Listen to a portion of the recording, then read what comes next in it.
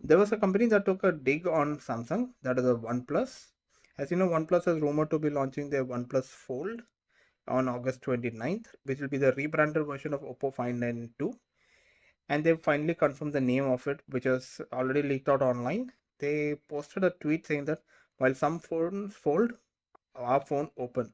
So basically, it'll be called a OnePlus Open, while other companies call themselves as Fold.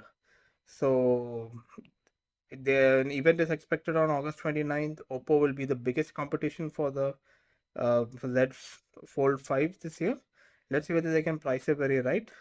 As you know, the OnePlus Open will have a 6.3-inch AMOLED cover screen with Full HD plus resolution. It'll have a 20 megapixel selfie camera. It'll have a 7.8-inch LTPO Full HD plus screen with a selfie camera in the inner screen of 32 megapixel. It'll have the same processor of the Z Fold 5, which will be the 8 Gen 2 chipset, paired with up to 16 GB of RAM and 512 GB of storage.